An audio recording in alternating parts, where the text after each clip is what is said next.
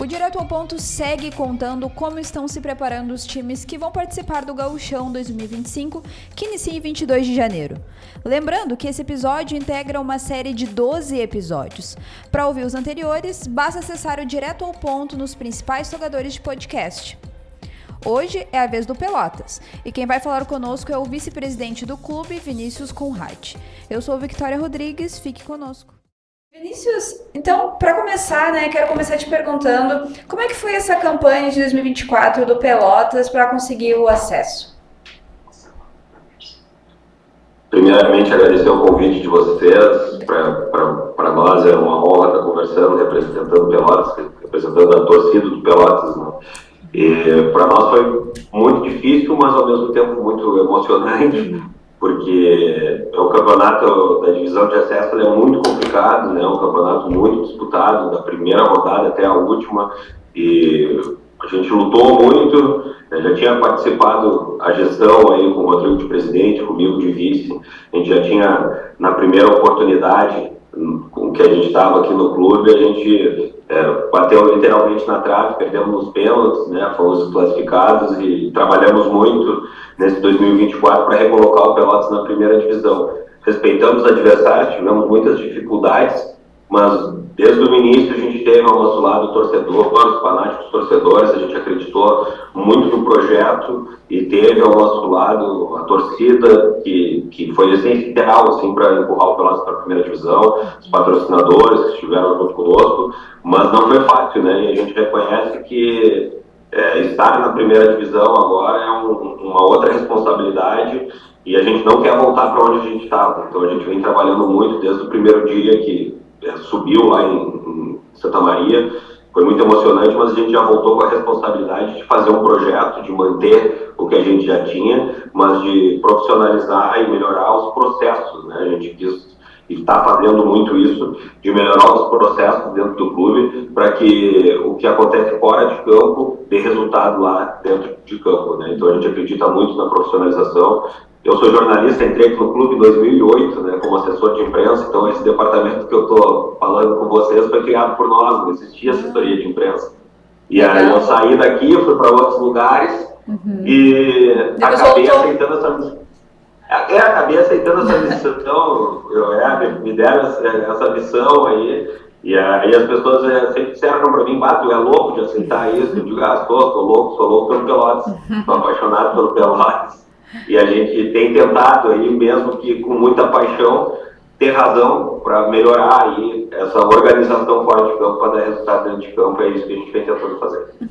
Justamente sobre isso, né? Tu falou sobre essa reestruturação. Quais foram as mudanças que tiveram no time, na equipe técnica, né? Para esse novo desafio de subir de acesso nesse ano de 2024?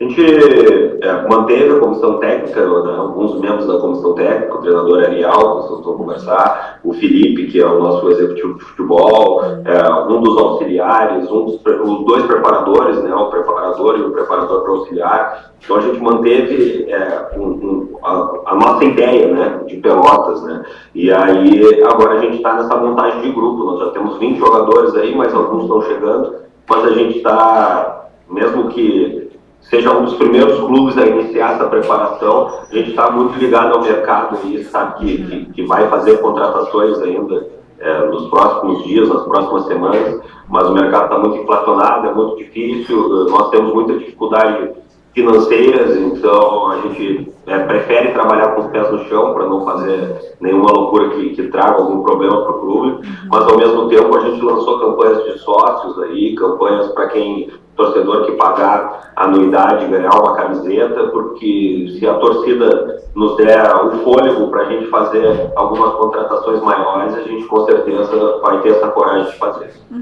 Justamente isso, né? A gente sabe que o investimento financeiro dos times do interior são menores que os times da capital, né?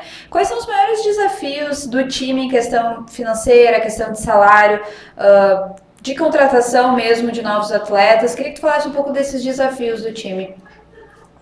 A gente tem que ser muito criativo, né? Eu acredito muito que a profissionalização dos processos, a organização do clube, ela vai fazer com que essa economia chegue, né, e aconteça. Então a gente trouxe um executivo de futebol que contribuiu muito para esse acesso. A gente tem uma equipe de analistas de desempenho dentro do clube que está diariamente aí analisando nomes, buscando nomes, conversando com empresários, pesquisando as competições estaduais e, por que não, também internacionais, aí, levando a questão do nosso estado aqui, né, da fronteira. Então a gente está observando também o mercado da Argentina, do Uruguai, dando uma olhada aí do que vai acontecer. A gente já tem um jogador aí de Portugal que está vindo para o Pelotas, então a gente vem monitorando, acredita muito na profissionalização desses processos, porque aí a gente vai ter como fazer desse limão uma limonada, né? Então a gente tem que ser criativo e ter profissionais capacitados nas áreas para nos dar essas soluções, né? Eu acho que um diretor não tem hoje em dia nem o tempo e nem a qualificação para fazer essas contratações e buscar. Então tem que ser as pessoas certas para conhecer esse mercado, para ter essas peças e nos mostrar, né? A gente tem essas opções e a gente opinar, mas confiar muito no trabalho de quem é qualificado para fazer isso. Uhum. E o ano de 2024 para o Pelotas foi um ano de muitas conquistas, né?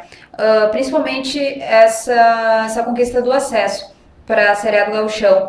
E eu queria te falar o que os aprendizados de 2024 ficam para 2025 para o Gauchão, né, para essa disputa do campeonato e também para o calendário do Pelotas. Olha, foi um ano que a gente recolocou o Pelotas no seu devido lugar, né? Eu acho que pela história do Pelotas e com muita humildade, mas o Pelotas merece estar na primeira divisão. Eu acho que vai ser muito bom para o futebol gaúcho, para o futebol nacional, o retorno do Clássico Brapel. Pode ter certeza que vai movimentar muito o retorno desse clássico.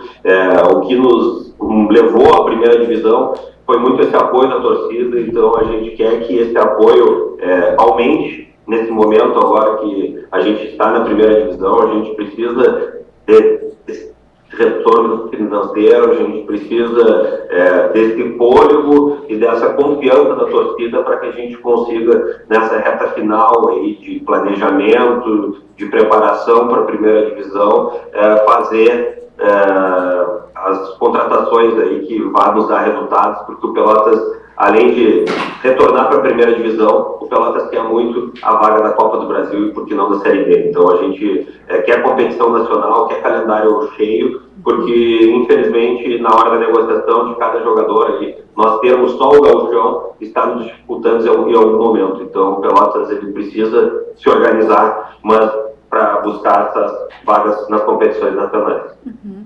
E existe algum tipo de preparação, né, de diferencial para enfrentar a dupla Grenal? Ainda mais para o Pelotas que, né, vai ascender nesse ano de 2025 para esse campeonato. Tu vê essa preparação? Tu vê que precisa de algum diferencial? Olha, com certeza, né? Um jogador da dupla Grenal, ele paga provavelmente o nosso mês de trabalho, né? Não só do Pelotas, eu acho que da maioria dos clubes do interior do futebol gaúcho.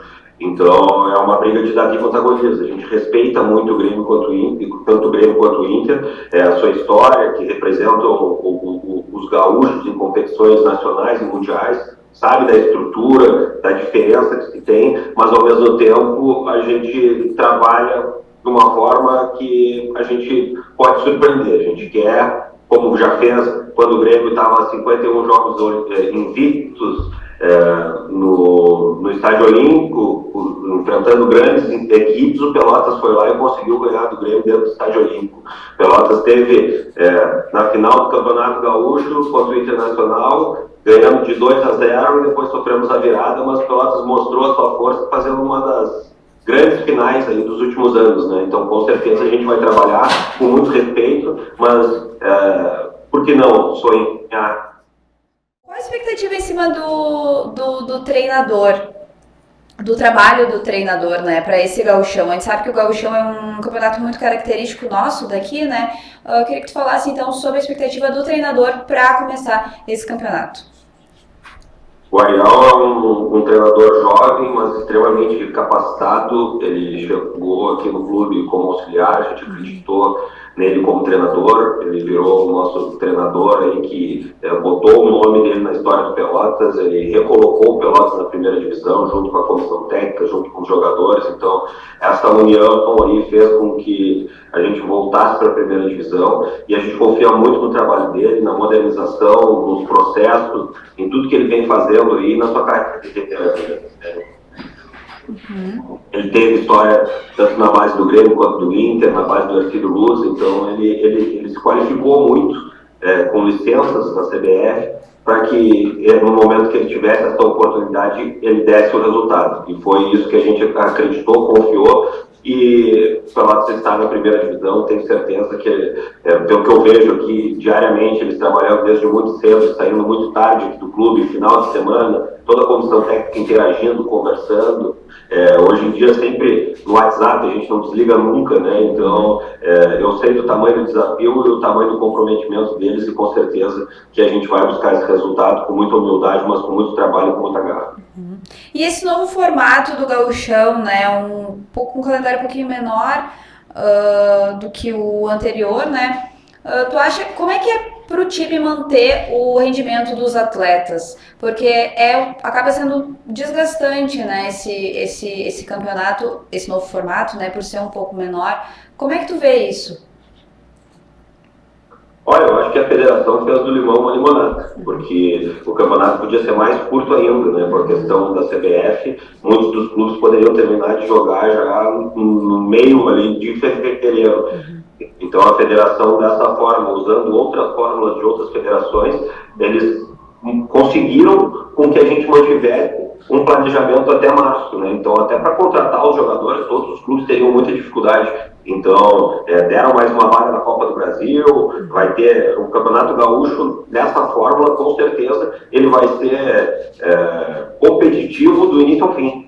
Seja depois por mais uma vaga da Série D, pela luta contra o rebaixamento. Então eu acho que a federação fez um esforço aí para ajudar a que a gente tivesse mais calendário. Quem participa das contratações sabe o quanto isso dificulta, né? Foi o que eu comentei antes, com a questão de buscar um calendário nacional. Então, quanto mais curto, mais difícil vai ser. Então, eu acho que esse limão, uma limonada, e o Pelotas está se organizando, se prepara muito, por isso que a gente começou um dos primeiros clubes a iniciar a pré-temporada. Então a gente tem o nosso preparador aqui, o Trentin, juntamente com o Roberto Recaro, que é o auxiliar dele, que já vem fazendo um trabalho aí. A gente já fez trabalhos, exames médicos, agora está iniciando os trabalhos físicos, monitoramento, todos eles com GPS, com todas as modernizações que podem nos dar dados, né, para a gente avaliar aí cada um dos jogadores e utilizar nada diferente que grandes clubes estão usando, mas tentando, dentro da nossa realidade, implantar aqui dentro do Pelotas, que já foi utilizado no ano passado, mas fazer o monitoramento de cada um dos atletas, do dia a dia deles, para que ali na frente eles dêem resultado dentro de campo e que não aconteça nenhum tipo de lesão em nenhum momento. E a expectativa, então, tua e do clube para esse gauchão? Olha, a nossa expectativa é trabalhar muito, né? A gente quer dar alegria para o torcedor. A gente está trabalhando muito diariamente. O nosso principal objetivo é não cair, né? Então esse é o nosso primeiro passo.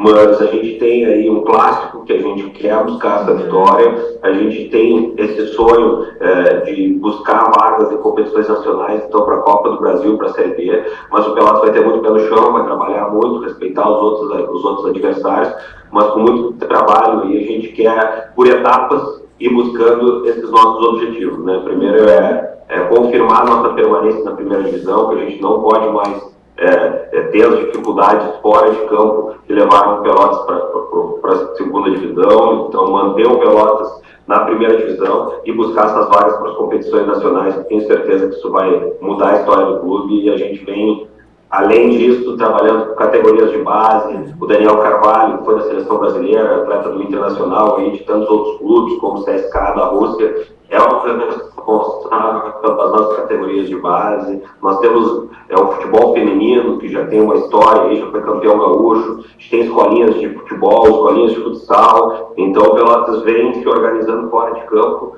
para que num futuro aí consiga colher novos frutos. Uhum. Tu falou do clássico, né, Brasil e Pelotas, como é que é para a torcida, né, porque vai reunir os maiores clubes da cidade, como é que é para ti a expectativa do torcedor, né, para ver esse clássico?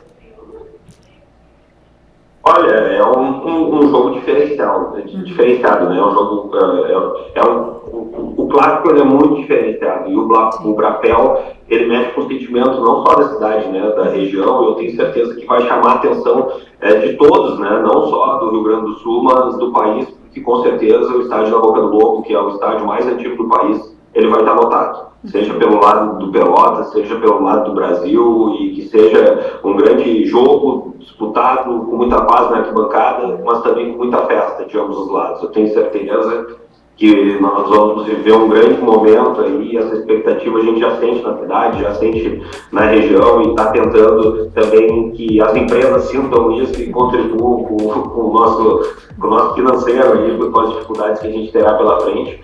Mas com certeza é um ingrediente aí para esse Campeonato Gaúcho de 2025, o retorno do Clássico Brapel. O episódio de hoje fica por aqui. Acompanhe direto ao ponto nos tocadores de podcast para ouvir os próximos episódios.